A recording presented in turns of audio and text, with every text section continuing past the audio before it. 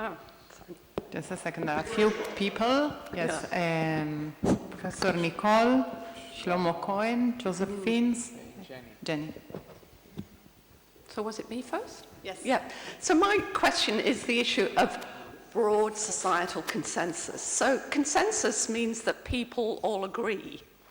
How do you actually find out what society wants, and how can you actually achieve that mythical consensus? It's really well, consensus is not unanimity.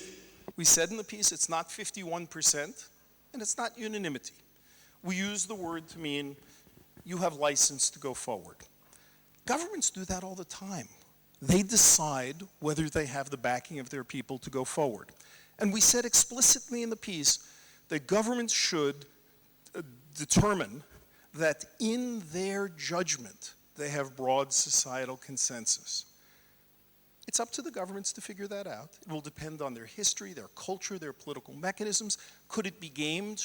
Could some governments say, I have broad societal consensus? They don't? Yes, of course. But I see no other way to do it. What we are doing is we're calling people to how government should behave, to norms. You should be transparent. You should consult. You should determine that you have societal consensus. We have no international law to impose otherwise. And we recognize it's hard to know, and it's going to be decided by each country, and there you have it. We mean nothing more than that. There is no magical machine to determine consensus. It is a political question. Yes? Thank you. I would like to understand better how you think about the motivation for this international governance, which is, even if it has parallels, is still a pretty unusual and one might say extreme measure. Now, I could understand why in the case of enhancement, germline intervention, that would be needed. But then you expand it also for treatment that would include, treatment of, one gene, highly penetrant disease and whatever. And for these reasons, for these cases, it sounds like a hyperreaction. I'm just trying to understand better the motivation, so I'm being a bit provocative. Because it sounds as if, we do something similar when we do PGD, for those specific kinds of diseases. So it sounds as if the slippery slope argument plays a serious role here. If these assumptions are right, highly penetrant, well understood, one gene diseases is not a big issue that calls for international governance. So what do you think governance means? I mean, what you described here... Meaning that we'd have a conversation about it for 2 years. That countries would... get together and talk about it. Right. It sounds to me a pretty difficult thing to do. So my point is, do you agree that a certain assumption about a difficult to manage slippery slope from these highly penetrant one gene, well understood diseases to the enhancement is a serious consideration of yours? So I'd say no. What I would say first is, this is the most ridiculously lightweight framework you could imagine. It has no teeth. It says, we'll talk. You're telling me that grown-up governments aren't prepared to give notice that they're thinking about doing one of these germline editing things, even for a rare disease, and engage in consultation for 2 years? Oh, come on. It doesn't seem hard to do. The WHO sends out invitations. We're all getting together to talk about this. After 2 years, you can do what you want. This is an extraordinarily lightweight framework. It is lighter weight than the climate change conventions. It's much lighter weight than nuclear weapons conventions. It is totally appropriate. Now you say, everybody agrees that rare genetic diseases, editing that nucleotide, we're all fine with that. No, I believe there are religious considerations of editing the human genome that are not open and shut. They deserve a conversation. What this is about, the international governance framework, is due respect to humanity, to have the conversation. If you, the United Kingdom, or you, China, choose to go forward, do so after decent attention to the opinions of humans. I think anything less than that is going to mean that when we get to the hard cases, we've lost the game. If we don't actually practice this on what you might consider easy cases, we stand no chance on the hard cases of even getting transparency. Great question. I'm giving you my pushback in a friendly way. Yeah, I will continue. Because you asked for it. Yeah. Good. Short of gene editing, Yes. could you comment on prudence, which is one of the virtues, about thinking about genomic biomarkers across the life cycle? I was struck by the ApoE4 example that if we got rid of it, we get rid of Alzheimer's disease, but it had a virtuous effect on working memory in kids. So when we actually talk to families and we talk about counseling and we think about what's good and bad, how do we factor in the developmental piece, because these genes do different things at different times? Yes, they do. And also, if we get rid of it, we don't get rid of Alzheimer's, we delay it by about a decade. So that's the best guess. So we still have the Alzheimer's problem. So right now, being rather close to the human genome and fond of the human genome and doing human genetics, I know we are still very early in figuring out why it is that ApoE4 is at roughly the same high frequency in almost all populations. I'm betting it's not an accident. If it was uniformly a good thing to not have ApoE4 because it was only bad news, it wouldn't be running around at 30. There's more to the story somehow. Now, I confess, it's going to be a tough call. For your kids, do you want to make sure they're not ApoE4, and would you edit them to do that? I don't know. As a society, should we go down that path and do that? Well, the idea of editing everybody to be immune to the AIDS virus strikes me as a pretty nutty way to approach AIDS. It will have an effect a couple of generations from now. And why don't we get a vaccine? Why don't we get other things? So, but I agree, these are hard questions. And we are in ignorance. And nowhere in the piece do we say we should or shouldn't use germline editing. And the people who are co-authors disagree as to whether we ever should.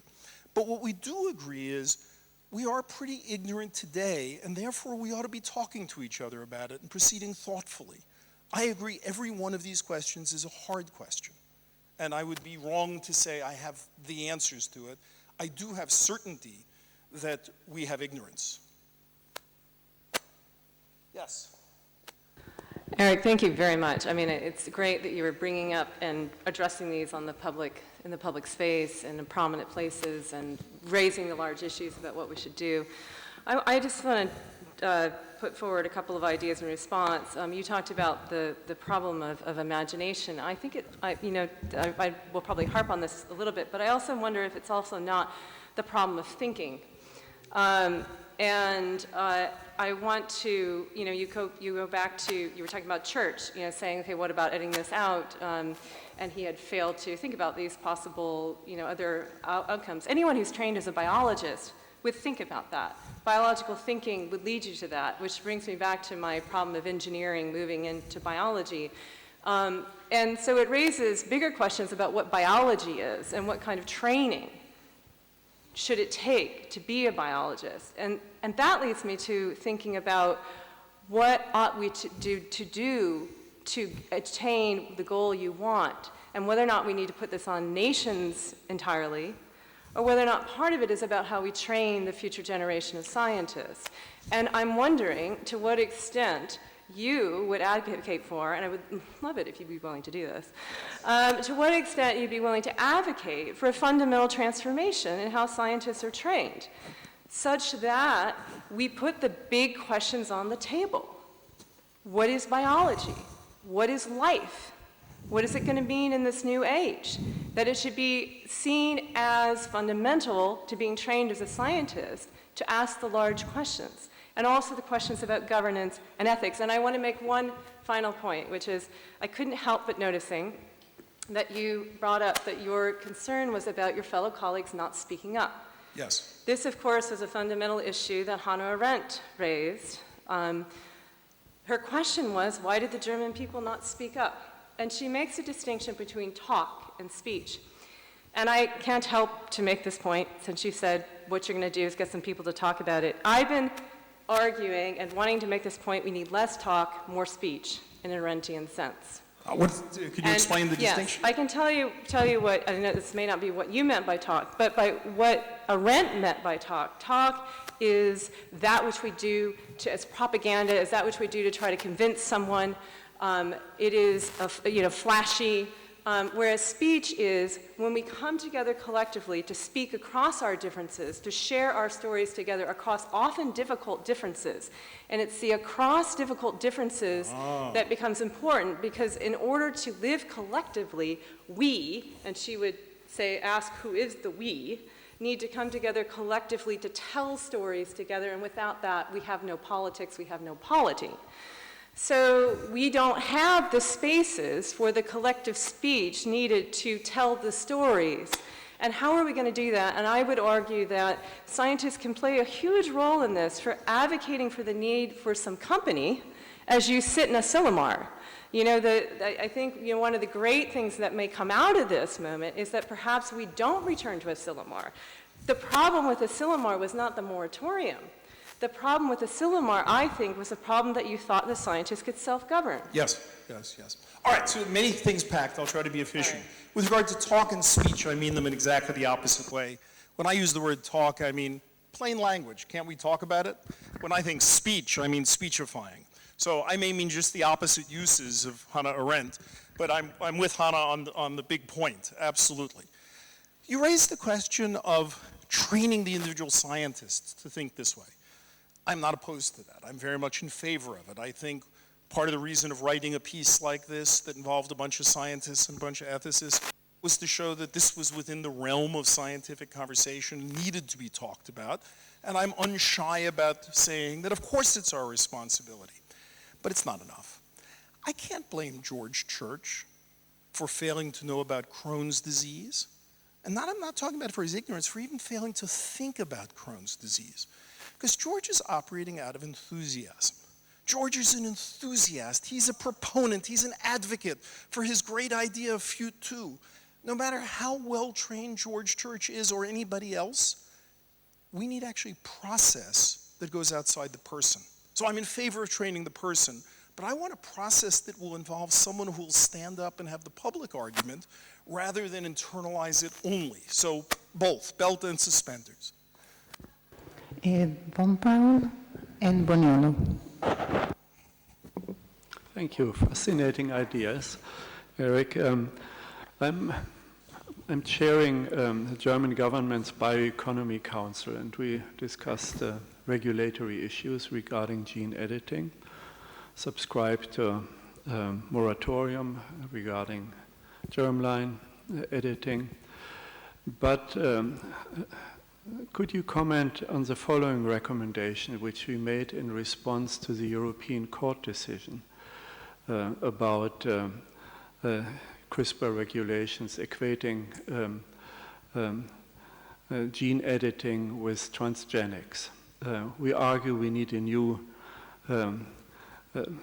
legal framework and suggested that we have a framework which regulates according to specific characteristics and applications, and have a registry and have international dialogue, blah, blah, blah. But can we register and can we regulate according to applications, and thereby think maybe beyond the 5 years, what comes after the moratorium? So could that be an approach which you would subscribe to, regulating by application?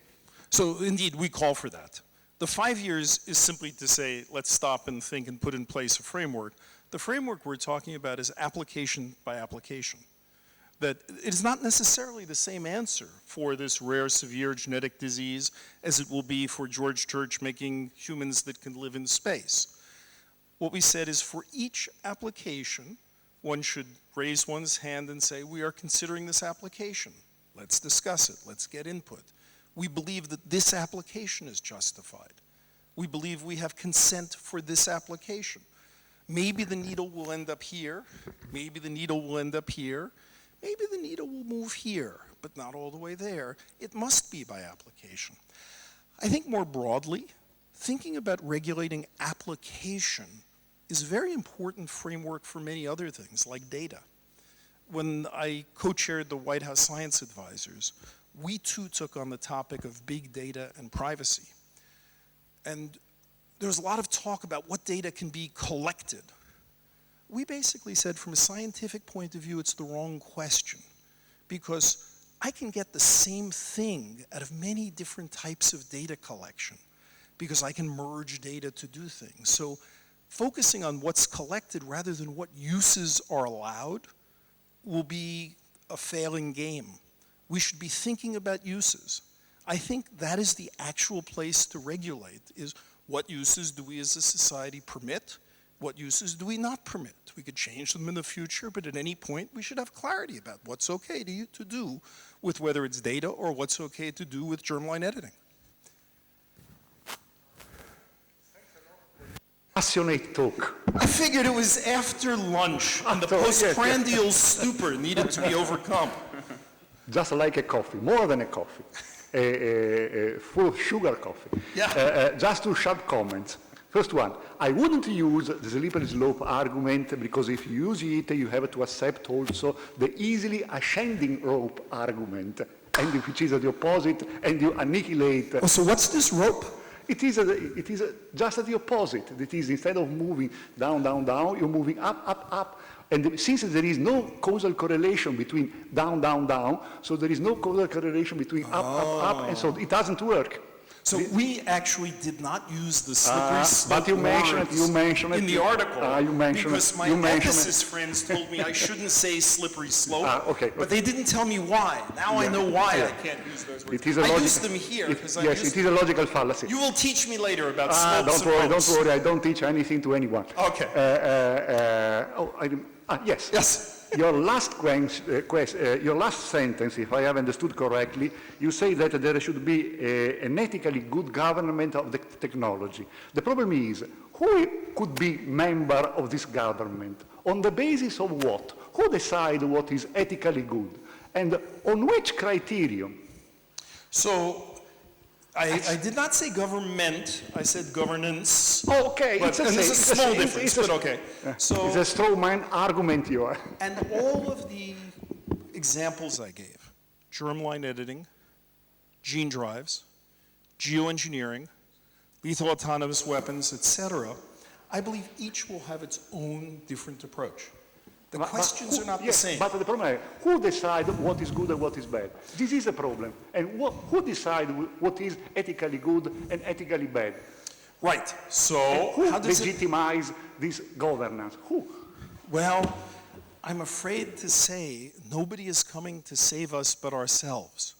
That how did we manage to get through the Cold War with nuclear weapons? We somehow created a framework that managed it through something insane like mutually assured destruction. It was not obvious at the beginning that that was such a good idea. And yet we imposed mutually assured destruction, and we worked it through, and it took about a decade to figure that out because governments realized they'd need that. Lethal autonomous weapons? What can it learn from that? What it can't. We don't have the same kind of ascertainment of who might be violating. Does that mean it's impossible? Will new ideas be needed? We put forward what I think is the easiest case, germline editing, because as I say, all we got to do is talk. I'm comfortable with a world where we have these conversations because a few germline edited babies don't change the world. National policy would change the world. A few nuclear weapons, that ruins a lot. But a few germline edited babies don't.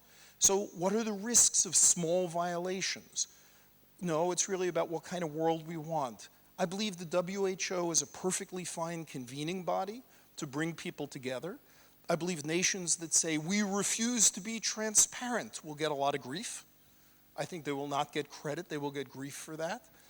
I believe that WHO could well convene. I think this one's an easy case. When I think about the range of governance questions we will either confront or bury our head about, each will be different and some are much harder. So I agree. I don't know, nobody is given the moral authority, and yet if we don't, some of us stand up and say we must together take it, we're not going to be happy with the world that results. Thank you very much. We have now 15 minutes break.